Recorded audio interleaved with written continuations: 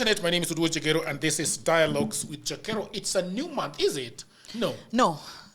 Is the last day? It's the last day of the month. Today is 31st. Peter, today is 31st? No, it's the second last day. Today is 30th. The other day, my guest is Faith. We are going to be talking about aging. And we are going to be talking about wrinkles. And we are going to be talking about inflammation and food, right? Yes. How are you chronic doing? diseases. I'm very well, thank you. The other day, I was in the bathroom and I looked at my knuckles. And for the first time, I realized something that sort of took me aback. I realized that it is becoming hard and sort of a little bit of porous, If you look, you see the porosity. Not really. I think it's just dead skin. You know, we have 20 layers of dead skin. No. Check. You see that? You see the porous and the little dots. They have never been there for a long time. And suddenly, I just woke up one morning and I could see. And then I remembered my father's knuckles. And I'm like, oh my God. My father died, I think, at 56. Oh, that's young. That's very young. And he had those. And if you look at old people, you will see that they quickly spread even to this part. Yeah. So this part is a little bit, you see the way it starts and then it spreads. So I'm actually getting old. You want to know why? Yeah. It's because of the sun. It's because of the sun. You know, how often do you ever cover your hands? Or wear gloves? I don't. So the sun is the first photoaging agent. So because of the oxidative stress. So when the sun interacts with every nice thing on your skin, it accelerates aging. So the first sign of aging is on your hands because it's always predisposed, and on your face because you're always naked on the face. Yes? Yeah. But you see now, and that's what I'm saying, is that it is prolonged period of sun. Yes, prolonged exposure.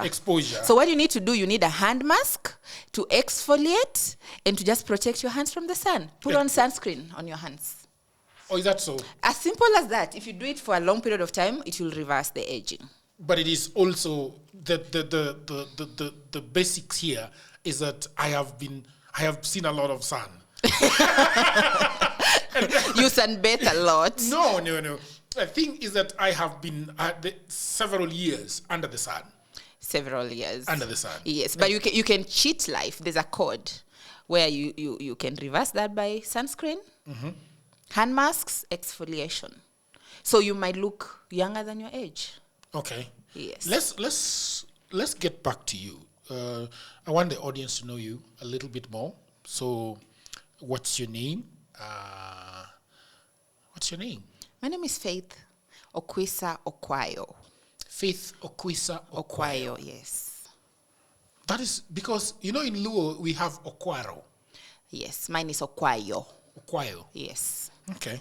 So that is from Western. Okwisa is my grandmother's name, and Okwayo is my dad's name. But they seem to rhyme. Okay. My name is Faith. Your name is Faith. Which one do you love the most? Faith? Okwisa. Yes. Okay. Tell me a little bit of you growing up. Did you grow up in Nairobi or you grew up in the village? So half and half. Yeah, born and bred, of course, in my village. And then came to school in Nairobi. From the age of 12 till now. Age of 12? Yes. You came to Nairobi at the age of 12? For the first time, yes. So you did not come to attend university? No. I came before university. Okay. And then you lived in Runda? No. I lived next to Chinese embassy with my uncle. Chinese embassy? Yes, just adjacent that building. That's where I lived for at least a few years before now I went to university and was independent. Yeah. Growing up, what did you want to become? I had a whole, should I say, spectrum of things I wanted to be, ranging from pilot.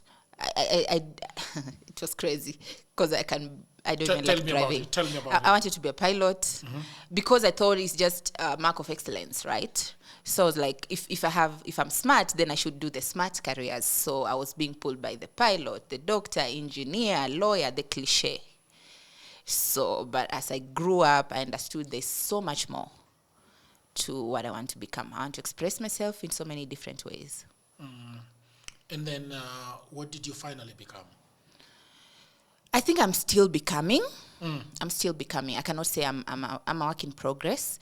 However, I'm leaning more towards chief research, like researching on subject matters and finding the causes and the effects and the impacts of things. And more so, for the past 10 years, I've been leaning in medical research. Yes, so I have done a lot of medical research across 16 countries, and I've really immersed myself in that. Yeah. So that means at the university you did something to do with health? No, I did mathematics. Yes. At the university? Yes. What is mathematics?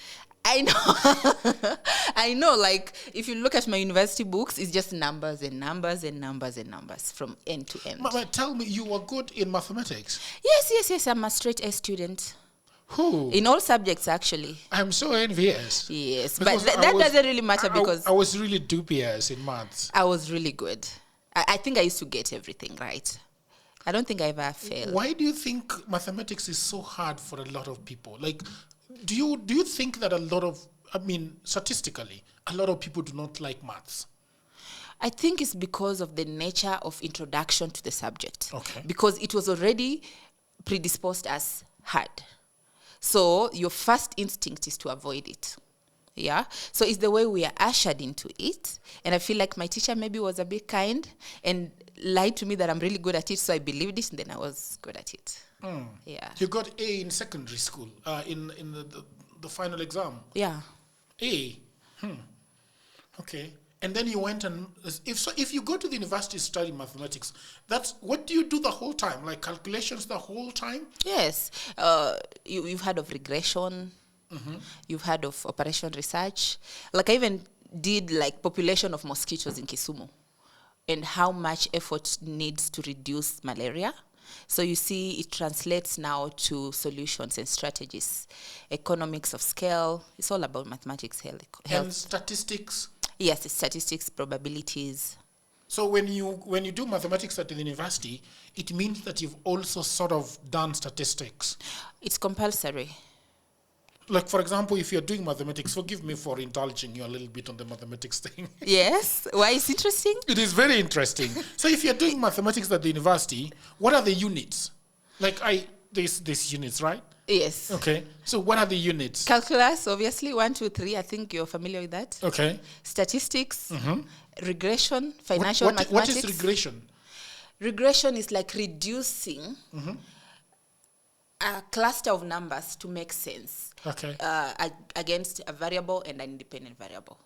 So there's variables, there's coefficient, there's independent variables. So how do these numbers interact to make sense? Yeah?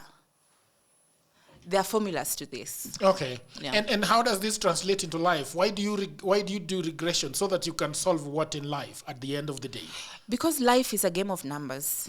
Already the multiplicity of numbers is even in the population. We are 7-point-something billion people in the world. Okay. So how do you make all their opinion matter?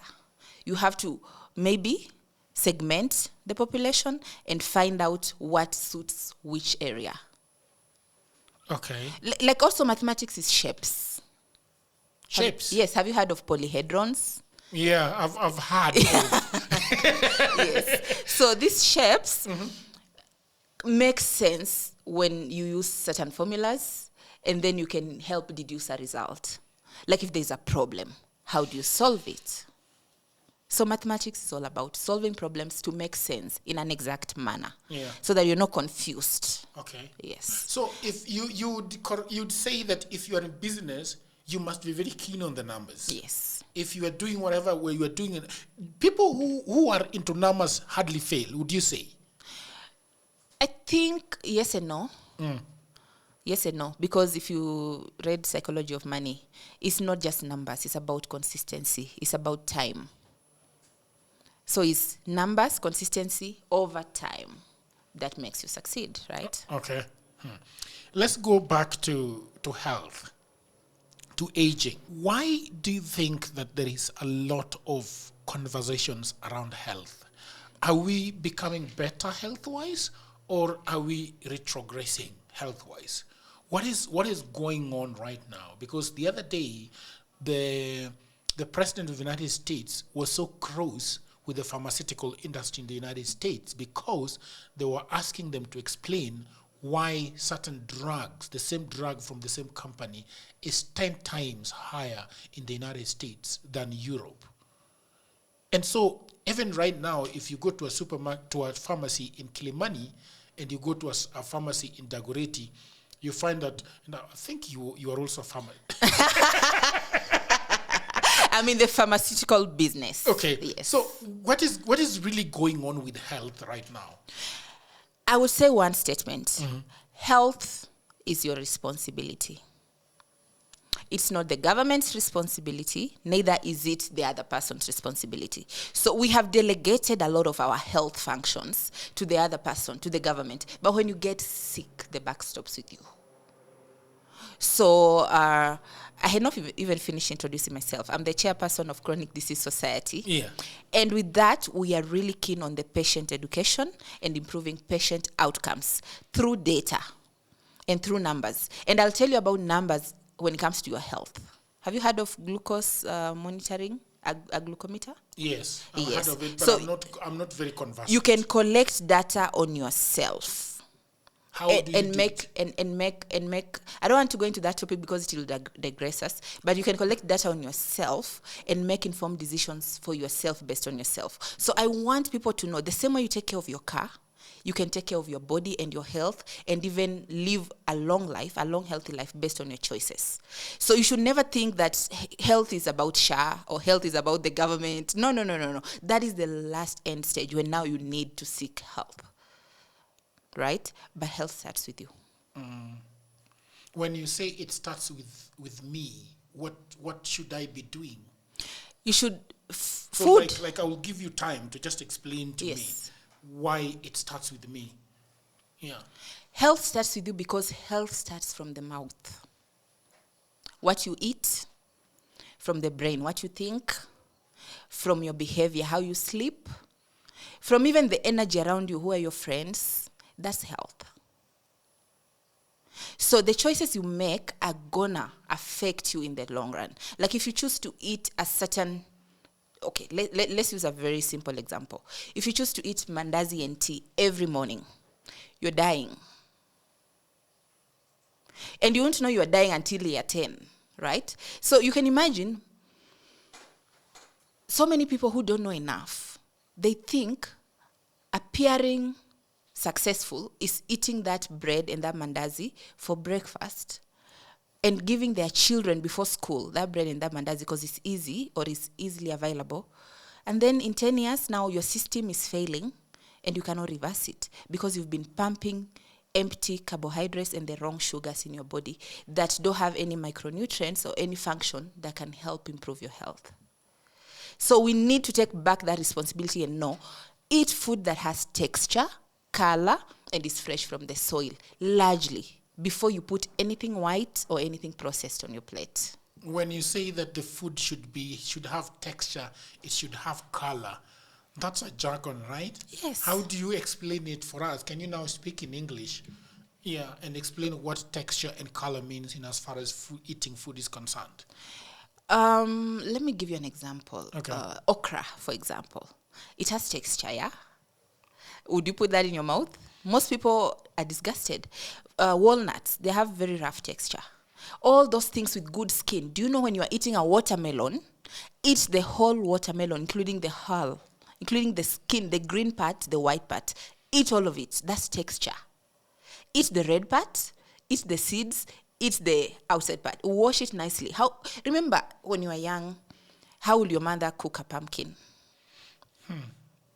Pumpkin is called budo in Luo, and they would cook the whole thing, and then we'd eat the whole thing. Yes, with the skin, right? Yeah. And you know pumpkin is in the Sometimes family. we'd peel it away. But the roughage is good. the watermelon is in the same family and it's raw. So yes, as you're eating it, whatever is the most beneficial part of the watermelon, we throw it away or feed it to the chicken or the pigs, but it belongs to you. So when we start rethinking and reimagining and even just unlearning things that we thought are fashionable, to understand that they're killing us. And we have data about this. We have data to show that it's not just cliche. It's really happening. Bread is killing us, sugar is killing us, and the worst I will say is honey is killing us. Honey? Honey is not healthy. Who said honey is healthy? Where is the data? No, you probably have the data. Yes. Because I was told that I should not take sugar, but I should take honey. No, don't take honey either. Honey is just sugar. What is sugar? Fructose plus glucose. That is exactly, honey is what gives it the sweet nature. The only thing is, it's not processed, yes, but it will give you the same effect on your liver. It will give you the same, honey is deposited directly to the liver and becomes ectopic liver fat, which now causes a lot of metabolic dysfunction. So when you're having honey, two spoons of honey, 3 spoons of honey, you are always just getting the same effect as sugar. And number 2, there's a huge honey fraud. So most of the things you're taking thinking are honey are not honey. Because if you're taking honey from the bee, the fresh honey, it's not palatable. You actually will barely even finish half a cup. Yes, so there's a lot of honey fraud. There's a lot of additions to honey. There are a lot of syrups on our shelves. They're calling them honey. And I'll give you a test. Take your honey, put it in the freezer. If you wake up and it's frozen, then you've not been taking honey. You are taking something else? Yes, because honey, the real honey has less than 18% water, so it should not freeze. It should not freeze? No. So that's the viscosity test is the first test of honey. Whatever is on our shelves is not ecologically harvested, is added, and then furthermore, it's even put in plastics. Yeah, the honey we are taking is put in plastics. So you can imagine how many microplastics are in that honey over a long period of time. And then you're calling it healthy. There is this issue about plastics that nobody's telling me exactly what it means. So water in this glass is good. Yes, it's healthier than water in a plastic. Can you tell me a little bit more about microplastics? Microplastics are small particles that chemically come from a plastic. And the chemical formation of a plastic, it disintegrates into small particles. And I'll tell you the first thing with a microplastic that we think is not microplastic is tea bag. Tea bag? A tea bag. Tea is very good because it has polyphenols. So the tea you harvest and boil and then you sieve is very healthy. But now the one in a tea bag, immediately you dunk it in water, it releases all those microplastics into your water. Then you drink it. Where is the microplastic coming from? The thing that is holding the tea bag together. The thing that looks like a sieve? Yes. It's full of microplastics. It's not made of paper? Paper cannot hold together like that. Oh, yeah. Yeah. You put paper in water, it will dissolve, yes? That is extremely interesting. Yes. So now imagine someone like you, and I think I've seen on most of your videos, you have a cup of tea every episode. Yeah. Yes. So how many microplastics are those at the end of the day? And that is every day of your life, all year, 365 days, 24/7. But I'm not having the tea bags all the time. It's brewed sometimes. Okay, then that's fair. Brewed is good. So when you are having tea, you should get the tea from the supermarket and put it in a glass jar. Yes, and boil it. And tea should be, so that's why we are really, at Chronic Disease Society, we are trying to change the narrative and look at the data of how microplastics cause, or rather, aggregated together can eventually cause cancer or trigger carcinogenics, right? Because microplastics are toxins in our body. And the liver, when you overload it with too many toxins, it doesn't know what to do with it. So it starts building tumors to protect itself. The immune response goes high, and then you have autoimmune diseases. So now it's just the prolonged predisposure. So when we are saying avoid ultra-processed foods, we are also including microplastics there, right? So the water, in the dispenser that are plastic every day in the office. You're there every day. In fact, sometimes we heat it. Then you even increase the disintegration. Then we are taking it every day. So it will cause a whole other argument in your body that makes it hard for your body to defend itself, because these foreign objects the body does not understand. And sometimes they absorb directly to our plasma. They prevent biogenesis. They cause mitochondrial dysfunction. It becomes... Are you able to say those things in English? Yes. Yeah, mitochondria and... We'll talk about mitochondrial dysfunction. Yeah, what is mitochondria and what is its role and what is its function and how it affects our health. That is something we can talk about. Okay. But right now I'm just underscoring the point that whatever we are eating is what is killing us. And there's a lot of misinformation. If you allow me to give another example. Okay. Fish is not healthy in Kenya the way it's prepared. Okay. And there's a big difference between seafood and fish, because the fish we consume is from the lake, not from the sea. So already it's coming from the lake, and maybe it has protein, which is very good, and then it has some level of fat in it, which is very good. But why is it good? It's good when it's prepared boiled. So this fish we take on our way home, you stop by Mama Fish, nichome hapo tatu na ukate vizuri. That is killing us. It's worse than mandazi. It's worse than mandazi. That fish we buy by the street is worse than mandazi. Wet fry is killing you. Nipe fish wet fry hapo. You know why? Okay. Wet fry fish has been dunked in oil. First of all, I'm against vegetable oils, because vegetable oils have something we call PUFA, polyunsaturated fatty acids, which when put against heat, it boils and becomes oxidated. So it can cause oxidative stress to us. It also has a lot of omega-6, and this omega-6 cause inflammation. They have pro-inflammatory agents. Yeah? So if you're not, and you remember, we don't take omega-3. Omega-3 is not produced naturally by our body. So if you don't have enough omega-3 to counter the omega-6 and 9s in the vegetable oil, you're going to cause your body to fight. So there's a lot of inflammation that becomes chronic, which leads to chronic diseases. So remember, you're having this fish daily. Everything you are eating is cooked in these oils, the vegetable oils. And then now it's fried in it. Then you come and fry again in tomatoes and capsicums and onions that have been harvested in a greenhouse full of pesticides. Then you call it wet fry, and then you take with corn full of pesticides, 46%. Corn, I'm really against ugali. Corn, that white stuff, ugali, right? And you're having wet fry with it. That's double tragedy. And when you have it over you wonder, why am I having fatigue? Why am I angry? Because, a lot of anger comes from a fatty liver. Why am I distressed? Why am I not happy? It's because of how we eat it. And you think, oh God, I was told eat protein, eat carbohydrate, eat vitamins. Nimekula watermelon, fish na ugali, I'm healthy. No. You said anger comes from? The liver. What, Ebu, explain? I'll give you time to explain what that means. What do you mean by that? If you are always angry, if you see people with anger problems, they have an unhealthy liver. Explain more. So the liver is almost like our metabolic engine. Right? So most of our food is processed by the liver. And the liver triggers the process of digestion and breaking down glucose to energy, the glucogenesis process and all that.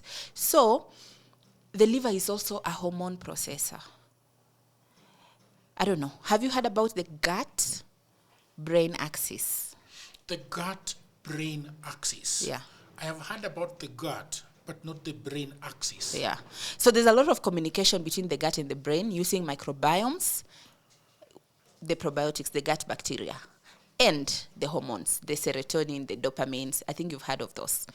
So now, wherever that communication axis using the vagus nerve, which is the superhighway between the brain and the stomach. And the gut, you know what is the gut? The liver, the pancreas, the gut is the intestine, all of it that is in the tummy, yes?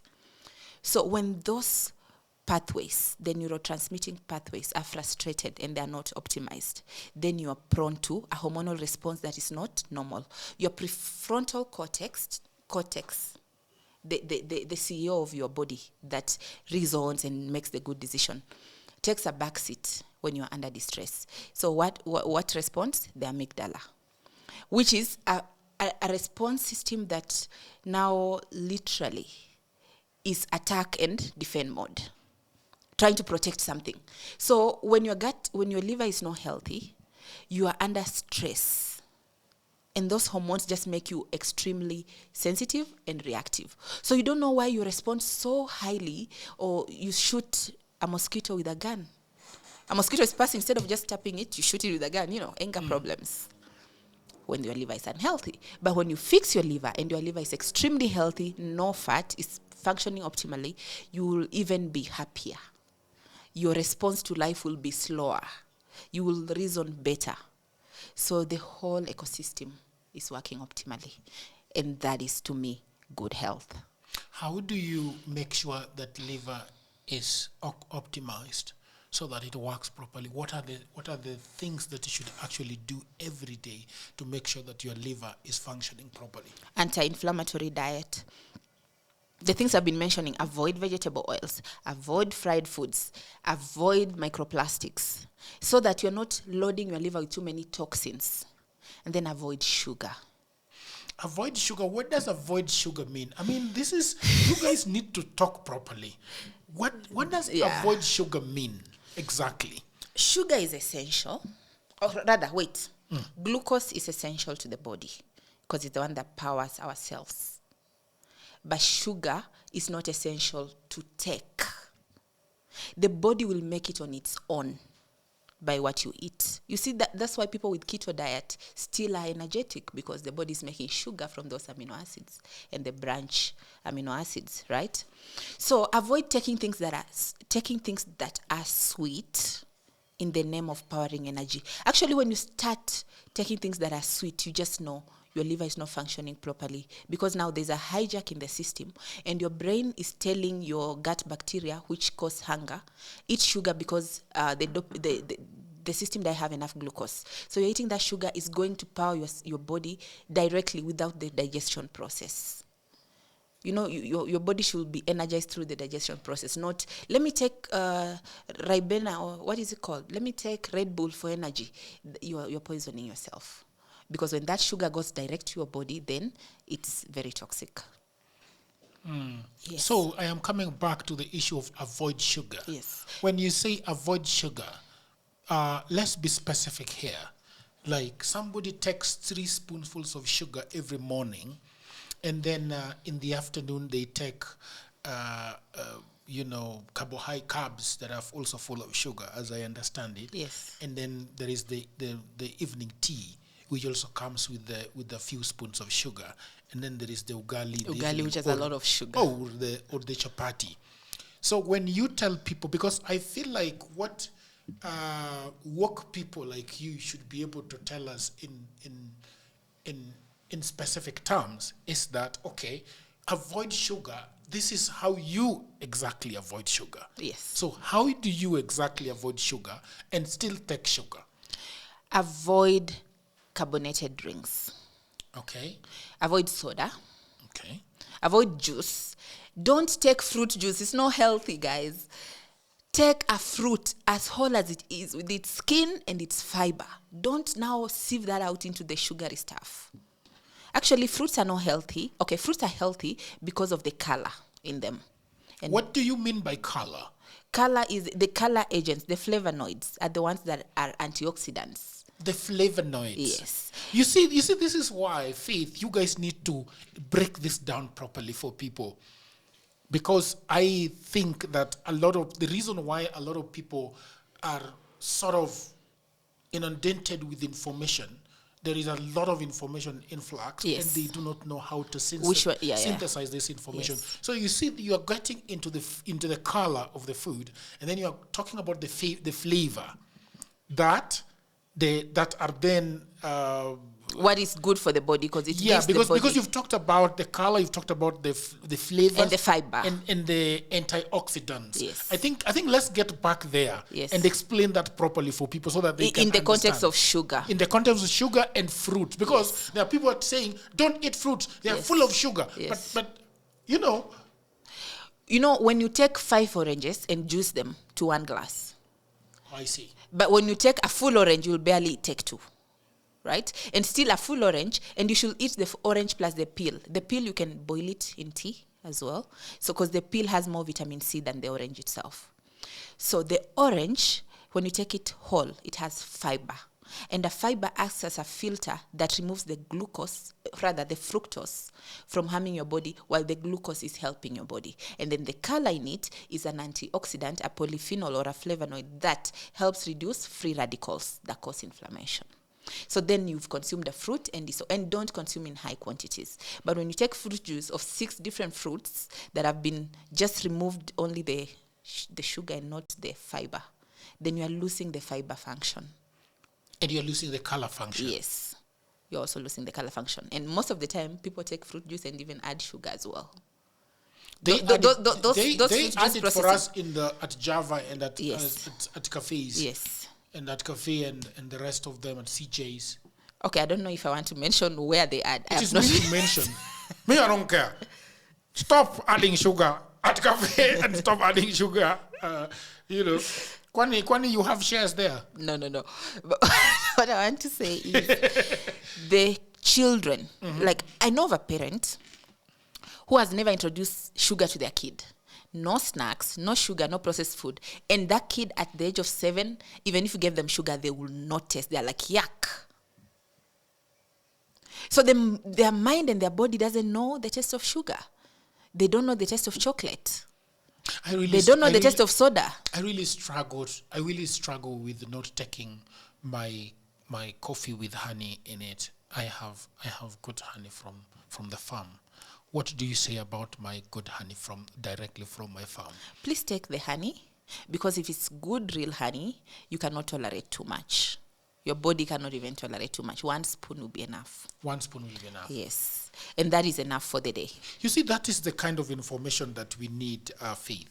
Because I think that a lot of people are telling people, avoid this, but what does avoid mean here?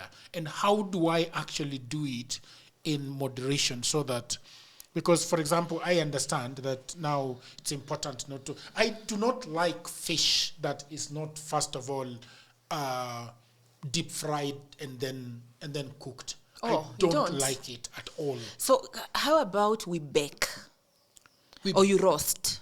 Okay. Because you want that crunchy taste. You can roast it with no oil. I've seen some restaurants roast it, and then when you wet fry after roasting, it's very nice. Oh, I see. That is a good idea. Yes. And then when you're wet frying, use coconut oil, use olive oil. Coconut oil? Yes. Coconut oil is very nice on fish. It's very nice. So there is pure coconut oil? Yes. It's very good for cooking. It's the alternative to vegetable oils. Some people say that it smells bad. No. Have you ever put coconut in your fish? Have you ever had coconut fish? Yes. Does it smell bad? And that is just coconut milk, right? So if you put a spoonful... Can you deep fry using coconut oil? No, I'm not talking about deep frying. I'm talking about... Because the deep frying oils, you need to go with oils that tolerate high heat without oxidation. So that's a whole other debate, and I will maybe recommend sesame oil, which is too expensive to produce. Too expensive to produce or too expensive to buy? To buy. Because where do we farm sesame in Kenya? So if you go to the supermarket, you can get sesame oil? Yes. But it's very expensive? Yes. How expensive is it? So how will you risk deep frying with that? You can't use it to deep fry? Do I know the cost? No, because I haven't used. Of course, I know the cost of olive oil, coconut oil, dark fat, and beef tallow. Because I'm thinking some of these things are just the cost of alcohol. And we'll come to alcohol, actually. Yeah, because alcohol, actually, I like Amarula. like a marula. Marula is like 3,200 Kenya shillings, a bottle of 1 liter. Okay? So if I am going to buy sesame oil for, let's say, 4,000, I can't afford it. You can afford. Okay, there are classes of people who can afford. There are many people who can afford. And there are many people who can prioritize. You understand? But the key here is consistency. You cannot buy sesame oil in January and again remember in December, and then in between eat vegetable fat. Because repeated use of this is what we are saying causes chronic inflammation. Chronic inflammation causes metabolic dysfunction, which leads to insulin resistance, to diabetes, to cardiovascular disease, kidney diseases, and autoimmune diseases. You are saying to me, if I understand you correctly, that you can be in the 60s and 70s and not have lifestyle diseases. Yes. Okay. Let's put a pause on that and quickly rewind back, because I want you now to talk to me about inflammation. Because when we were talking before, you told me that's a good thing to be inflamed. It's a good thing to be inflamed because there is, well, you will correct it. Inflammation is good. It shows your body's immune support is there. So I want you to talk to me about, because we are talking about inflammation and aging, correct? So what exactly is inflammation and why is it good? And at what point do we say, now you have a problem? Yes. I hope that you are enjoying that episode, people of the internet. You know, everybody says there is no job, and that is true. Also, that was me 10 years ago. The problem is that everybody is trying to get a job in their own town, in their own city, in their marketplace. They ask friends for jobs, mothers call uncles, uncles call fathers, but there are no jobs, right? Let me tell you what no one is telling you. Jobs migrated online. What I actually mean is there are many, many jobs around the world and there is no one to do them. I have worked for a long time online, I think more than 10 years. I work for Americans, I work for Europeans, I work for the Chinese, the Australian, Canadians, the Ugandans, name all of them. And last year, I had a eureka moment. I said to myself, you know what? I should compile what I have been doing for the last 15 years. So in 2024, I wrote a book called Gold Mine, 18 Side Hustles for Africans. And it sold a lot of copies. In fact, I was going for, sometimes I was receiving 500 orders in a day. In 2025, something happened. AI came. I think in 2025, AI came. AI came in 2024, but in 2025, it is here with us. And people say AI is taking away their jobs. And for me, I'll say false. There are actually AI jobs. Na mimi ni nani? I created more jobs. We now have in my book 25 online and offline side hustles that you can do anywhere in the world, whether you are in the village, whether you are in your small town, whether you're in a marketplace, whether you are in your house, you can do them. In this powerful volume 2, I share 25 new actionable online hustles specifically researched and tailored for Africans. My new book provides clear step-by-step guidance, drawing from my extensive experience and research, including the mistakes I have made and lessons I have learned over 15 years in this online job market. You can become an executive assistant to busy folks in Europe, America, and Canada. You can also get paid for tasks like watching videos and taking online surveys. There are many of them and they're in my book. You can also build a business as a virtual assistant, start an e-commerce without a shilling. You can also become an affiliate marketer or an online English tutor.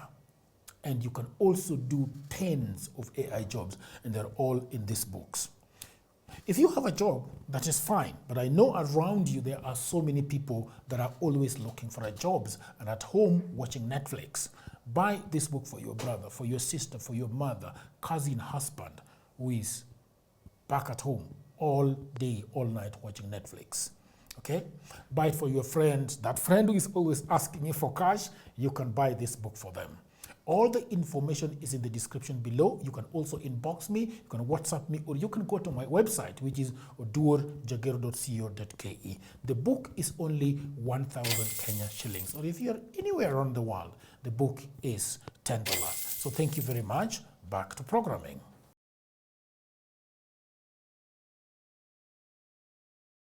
Inflammation is good because it's your body's immune response.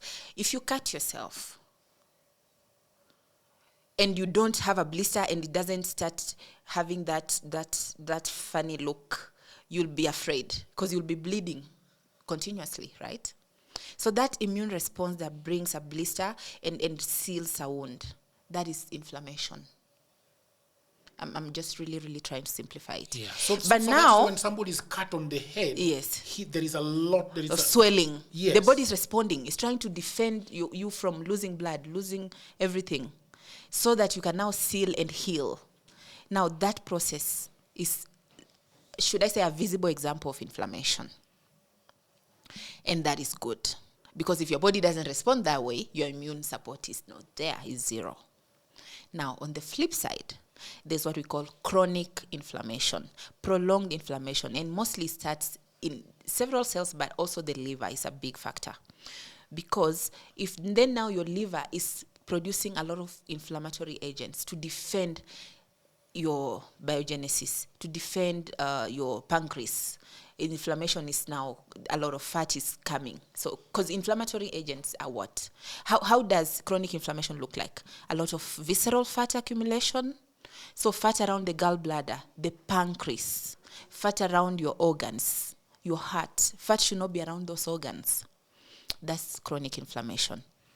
And it's wrong, it's bad, it causes chronic illnesses and eventually early mortality. And that's what we're trying to prevent, a chronic disease society. That's what we are trying to prevent. Just through simple information for starters. Okay. Just to tell you, hey, if you just cut this one habit from your life and added this one good habit, you've escaped certain inflammation. There is something that you've said that I want you to explain a little bit. That inflammation is the liver producing what?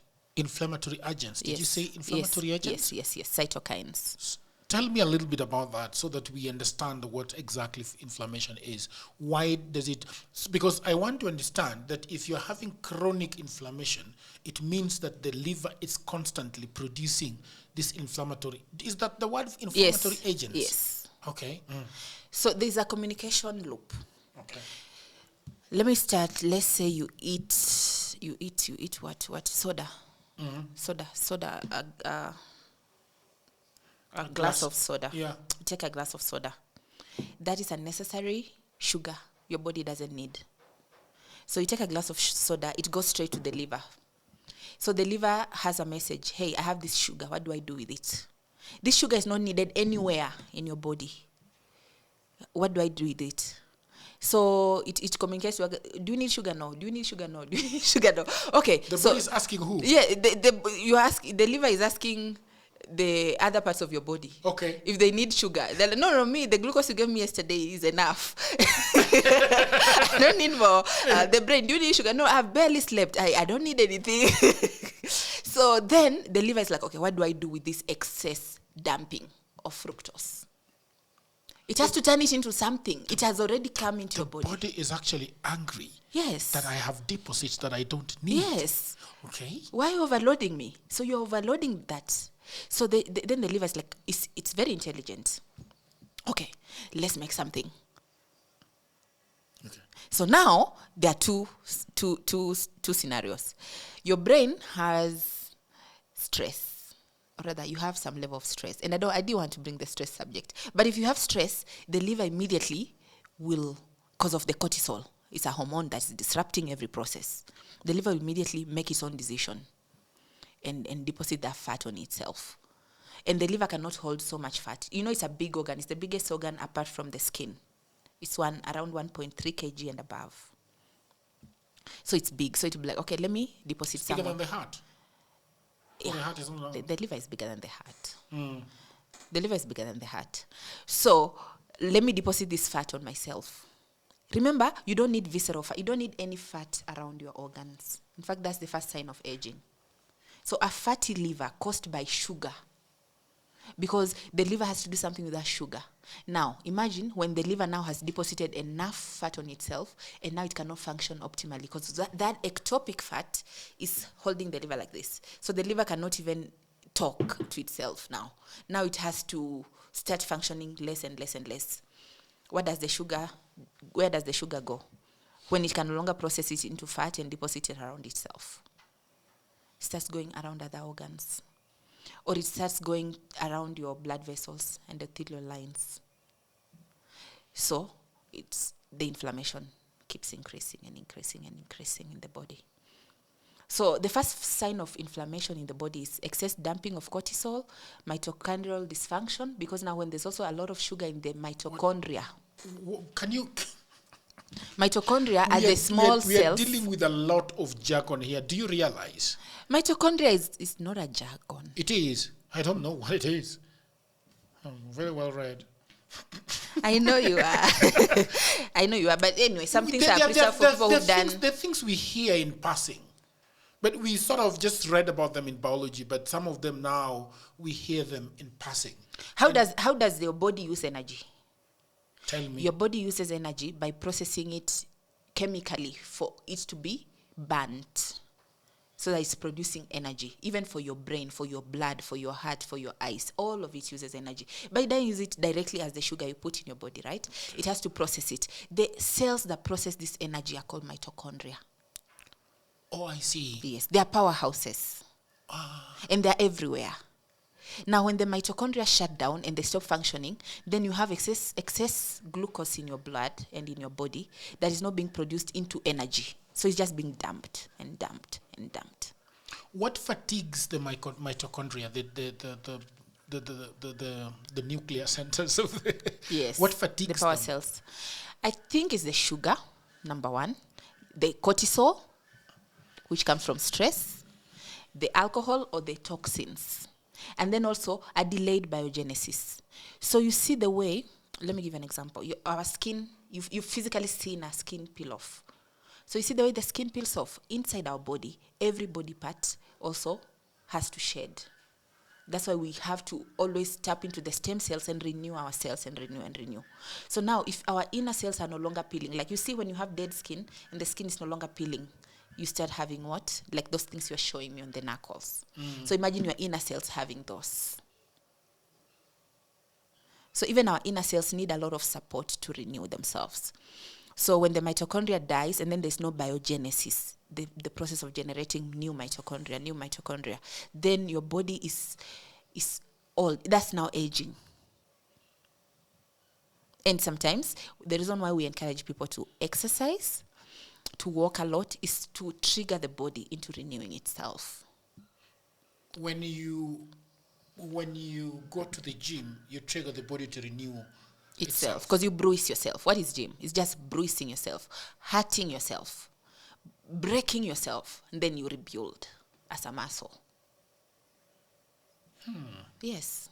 So you're using energy and breaking yourself, and then the body has to communicate and say, now let's return what was. You see that pain? It's returning something new. So you see, like when a baby grows, we massage them and then we exfoliate them so that they can grow. So if you're not doing that to your body, then you're just somewhere you were 5 years ago, if not. Can I ask you something that I've been meaning to ask you about the liver and about the organs? Yes.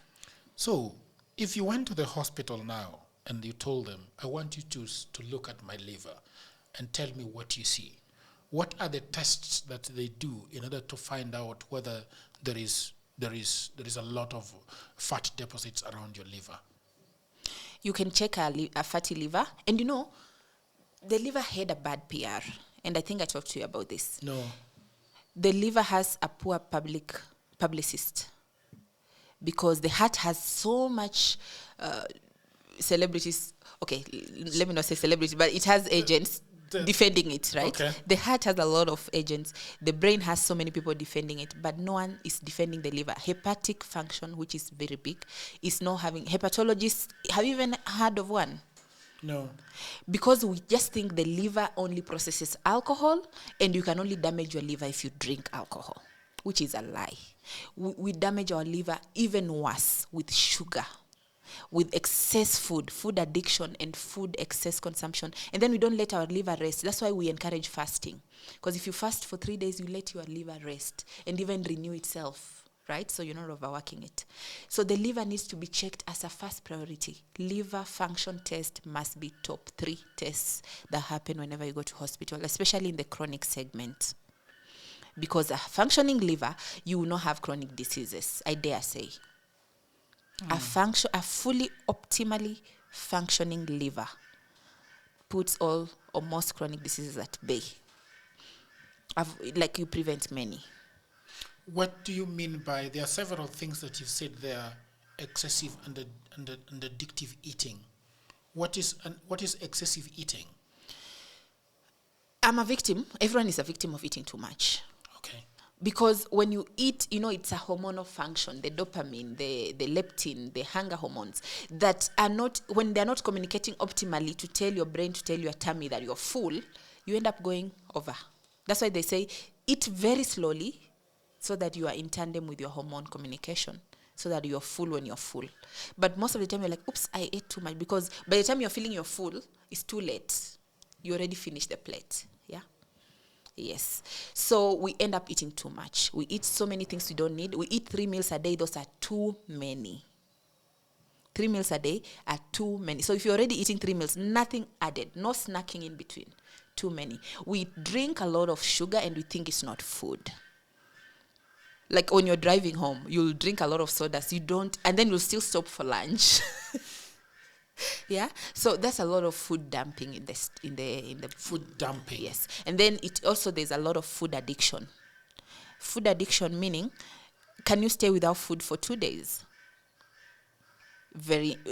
Someone will feel agitated. You have withdrawal symptoms. That means you're addicted to food. So we need to fast so that we give our liver time to rest and time to. How do we fast? I used to fast when I was in Voice of Salvation and Healing Church. We used to go on a Friday afternoon. So the Friday lunch would be our last meal. And then our next meal would be breakfast on Sunday. That's very good. I used to die 1,000 deaths. Really? It was so tough, so hard. Like on your mind or body? On Saturday evening, you are dying. It was hard on your mind or your body? On the body, you become weak, you become completely shaken to your core. I think that's just a figment of imagination. You cannot become weak because of 1 day of fasting. I dare say, take it to the bank. Do you fast? I have started adopting 3-day no food monthly. 3 days? Yes, just water. And on the 3rd day, I can even run. The second day is the hardest. The second day? Yes. Once you overcome the second day, you can even go 7 days. Oh, really? And it's not religious. It's purely autophagy, mitophagy. I'm trying to renew my mitochondria and my cells so that they can rethink how to save the body. Because my biological age should not be younger than my functional age. My hormonal age, my metabolic age, every aging thing in me should be younger than my actual age. Can you say that in English? So we have so many types of aging. We have cardiovascular aging.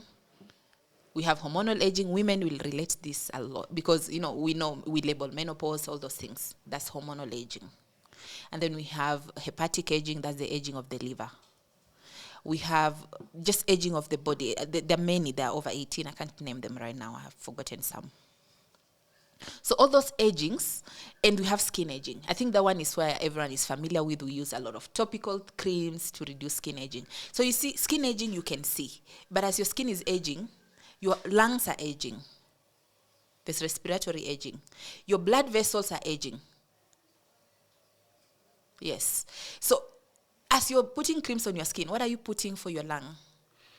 What are you putting for your liver? Exactly. What are you putting for your colon? And for your stomach, is it full of crap? Talking about crap when you say crap in the stomach, is it the same as saying crap in the gut? Yes. Okay, I think by stomach I mean gut. And the gut is very, slow. I think I have a very shitty gut. I think I've one. In my family have the shittiest gut. I'll give you a solution. Actually, everyone who's taking PPI, I have What is PPI? The drugs we take to reduce acidity. Okay. Yes. And then I have a bad gut microbiome profile. So meaning, when you have a leaky gut, it means the gut does not go through the digestive process properly. So immediately you eat, there are signs. There will always be signs. Constipation. Yeah. Okay, let me not say burping. GERD, the reflux, the irritability. All those are signs that your gut is not healthy. And then there's the leaky gut, where you eat and then the toxins go directly to your bloodstream without moving through the liver and the good things that process this food. And sometimes you might have a leaky gut and you don't know it. Yeah. What is that? So I've heard what a leaky gut is. How do you take care of it? A leaky gut. How do you remove crap from your gut? Eat what you think is not fashionable. Miranda. I think we should not even eat things because they taste good. I think that's where the lie started. But that's the problem now, because that's what the food influencers are telling us.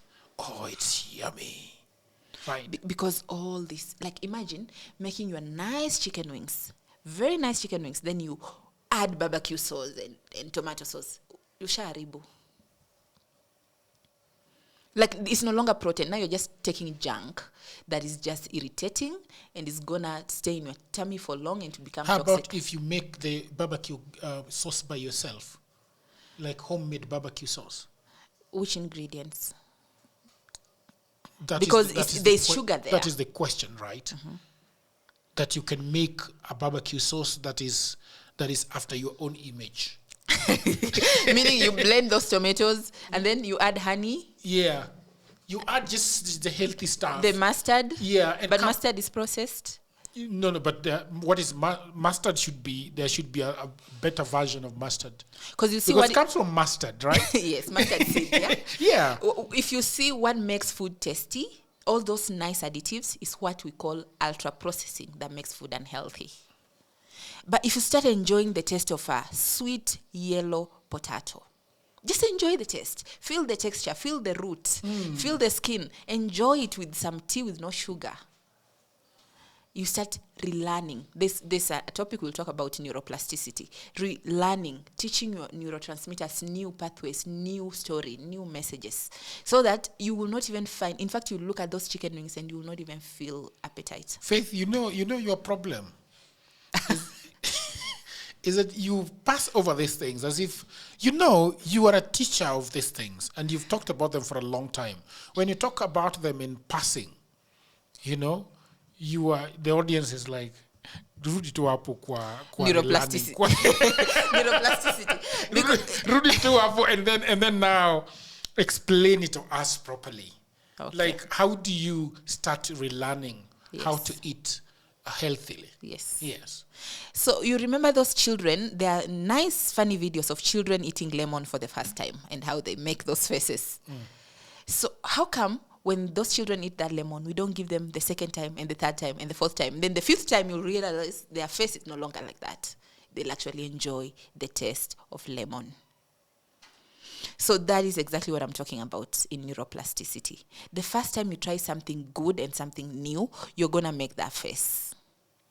But now you have to create a good communication pathway, rewiring your brain by consistency, repetition, and predictability. So you create a pattern. You say, on Monday, Wednesday, and Friday, I'll eat things that have color: yellow, the purples; green, the leafy greens; and I will not eat ugali. Instead, I'll eat nduma, or I'll eat the brown ugali, which has been milled at home. So your brain gets addicted to Monday, Wednesday, and Fridays. If you put anything else in your mouth, it makes that face, because you're teaching it and repeating good character. So you don't stop bad character. You just start adding the good food habits slowly. So for your breakfast, if you're used to taking bread, it's okay. Instead of taking 4 slices, take 2. Then add boiled eggs and maybe a small arrowroot that is boiled. And then with your tea, you can start reducing sugar from 3 spoons to 2, then to 1. You're still reducing the sugar load, yeah? So when you're teaching, by the time you're on week 3, you will not even remember how too much sugar tasted. So that is neuroplasticity, reteaching yourself good habits by adding small and small consistently. Beautiful. Yeah. So let's talk about the things that we apply on our skin, because I think that is also very, there is a lot of influencing around it. Yeah. My wrinkles, Yeah. my knuckles, Yeah. my whatever. What is your view on lotions and everything else that we apply on our skin? Because some people say that they will block your pores, some people say they will do this and that. What do you think about all this? I am pro. P-R-O. Dermocosmetics. Dermocosmetics. Yes.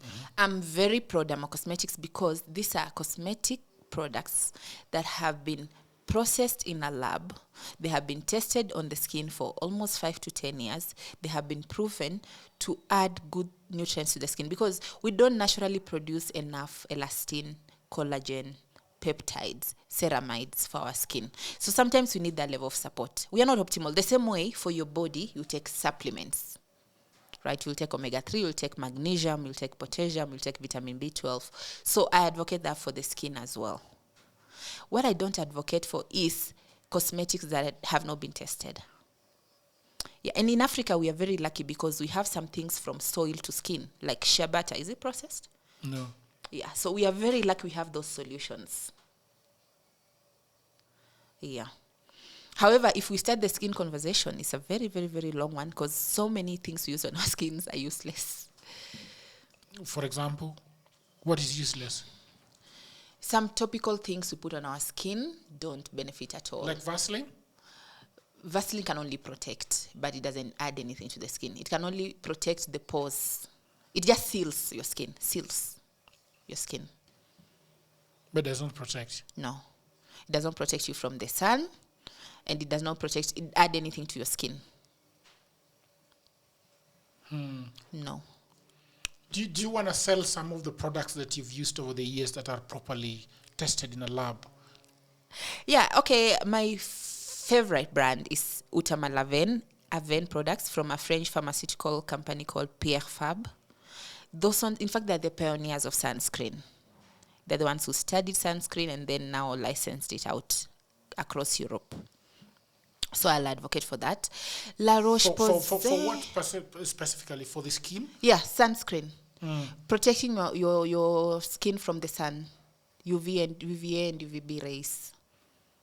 Okay. Yes. I love and I believe and love Korean skincare. Korean skincare? Yes, because I feel like the science is great. They've done a lot of research. The competitiveness of Korean products is high because South Korea is a hub of skincare. Do you think that we have good ones being sold in Kenya? Yes, CosRx, for example. CosRx? Yeah, that brand is excellent. Any range from CosRx is excellent. Do you know something, Faith? I should bring you a gift of even retinol from CosRx, and then we talk after a month. Are you promising that you're going to give it to me? You're going to send it to me? You want me to promise in public?